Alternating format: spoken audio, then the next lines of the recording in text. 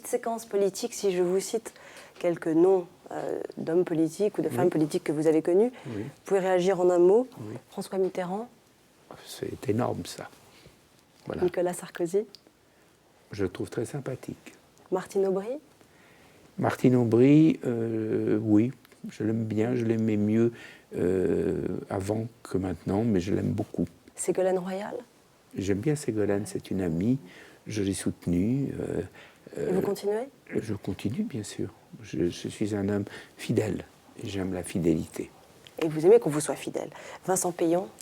Vincent Peillon est quelqu'un qui est apparu assez nouvellement pour moi, et pour qui j'ai beaucoup de sympathie et beaucoup d'admiration.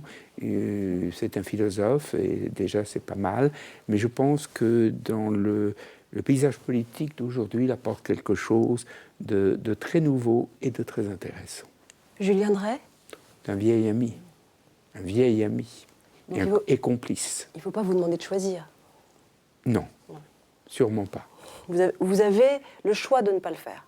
J'ai le choix de ne pas choisir. Hein. Allez, on va continuer cette journée. On va vous découvrir dans une autre activité, l'homme du caviar. La haute couture n'est pas morte, elle ne meurt pas pour des raisons économiques, contrairement à ce qui est dit. Il y a des clientes, il y a des femmes qui ont de l'argent, il y en aura d'autres. Ce qu'on peut dire à cela, c'est que aujourd'hui, beaucoup de femmes ont de l'argent et pas grand-chose à côté de l'argent. C'est ça qui est regrettable. Enfin, pas toutes, et Dieu merci. Mais le plus important n'est pas là. Le plus important est que la haute couture, qui n'avait jamais été faite pour autre chose qu'accompagner un art de vivre. C'est rien d'autre. C'est pas un art, la haute couture. Faut arrêter de croire toutes ces bêtises-là. Une robe, c'est pas un tableau. Ça s'accroche pas au mur.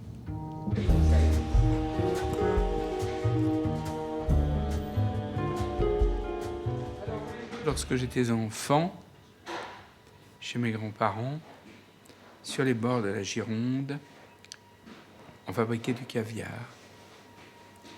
Donc du caviar français. Et lorsque, des années et des années après, il y a 10 ans d'ailleurs à peu près aujourd'hui, on est venu me trouver pour me proposer de m'intéresser à une petite affaire de caviar. On m'a dit, je vais vous expliquer. Et alors un jour, sur la Gironde, une femme russe est arrivée. J'ai dit, arrêtez. Cette histoire, je la connais par cœur, c'est mon enfance. Et j'ai donc dit oui. Vous voulez goûter la tradition? On va leur faire goûter. C'est super. Moi, je vais goûter, oui, bien sûr.